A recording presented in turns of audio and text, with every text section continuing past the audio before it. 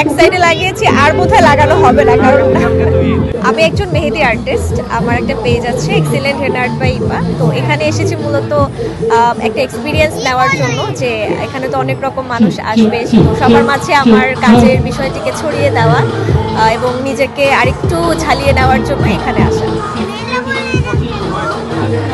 আলহামদুলিল্লাহ বিগত 3-4 দিন ধরে এখানে আছি এবং অনেক অনেক এক্সপিরিয়েন্স হয়েছে, যেটা পরবর্তীতে আমার এই কাজের ক্ষেত্রে এবং আমার লাইফে আর অনেক ভালোভাবে কাজে লাগাতে পারবো বলে আমি মনে করছি।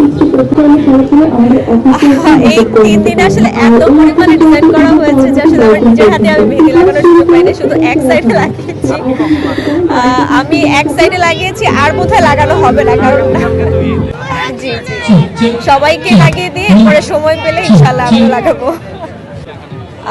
মোটামুটি ভালো, যতটুকু এক্সপেক্ট করেছিলাম বৃষ্টির জন্য আসলে অত বেশি হয়নি, তবে আশা করছি আজকে এখনো যতটুকু প্রোগ্রাম বাকি আছে ইনশাল্লাহ ভালো হবে সারা, আরও এটাই এক্সপেক্ট করছি।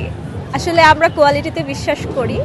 আমার পেজ থেকে আমি সবসময় কোয়ালিটিটা প্রমোট করি, সো সেটা বাসায় হোক বা আমার স্টলে এসে হোক, মানুষজন তো কোয়ালিটি দেখে নেবে। সো আমি বিশ্বাস করি যে না, আমার যে কোয়ালিটিটা আছে, আমার প্রোডাক্ট করে আমার আর্ট সব কিছু দেখে মানুষ বুঝবে যে আসলে কোয়ালিটি প্রোডাক্টটা এখানেই পাওয়া যায়, কোয়ালিটি আর্ট সার্ভিসটা এখানেই পাওয়া যায়।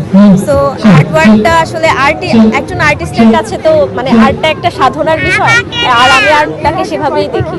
তো অনেক আগে থেকে ছিল, আমি আমার অ্যাডমিশন টাইম থেকেই বিজনেসটা করি। আমার আসলে আর্ট খুব ভালো লাগে, মেহেদি পড়াতে খুব ভালো লাগে। তো প্যাশন থেকে প্রফেশন যেটা বলে ওইখানে চলে এসেছে।